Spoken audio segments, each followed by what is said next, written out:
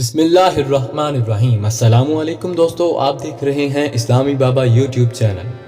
دوستو، ایک نوجوان نہایت غمگین حالت میں وقت کے بزرگ عبد الملک کے پاس آیا۔ عبد الملک نے اس کے رنج و غم کی وجہ پوچھی تو اس نوجوان نے بتایا کہ میں اپنے گناہ کے سبب غمگین ہوں۔ عبد الملک نے پوچھا، تیرا کون سا گناہ ہے؟ اس نے جواب دیا، میں کفن چور تھا، 5 مردوں پر ہونے والے عذاب نے مجھے ڈرا کر رکھ دیا۔ ان قبروں کے حالات کچھ یوں ہیں۔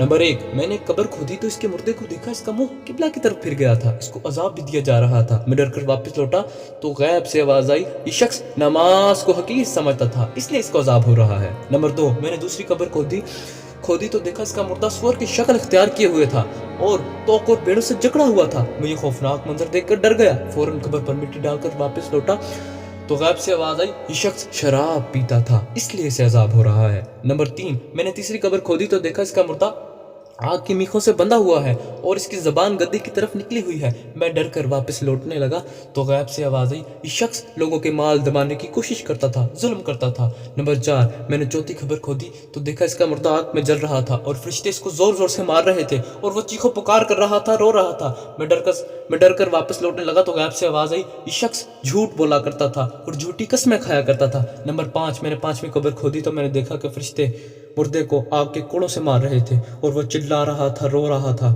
میں ڈر کر واپس ہونے لگا تو غیب سے آواز آئی، یہ شخص شطرنج کھیلا کرتا تھا، اسی لیے اسے عذاب ہو رہا ہے۔ اللہ ہم سب مسلمانوں کو عذاب قبر سے بچائے، آمین۔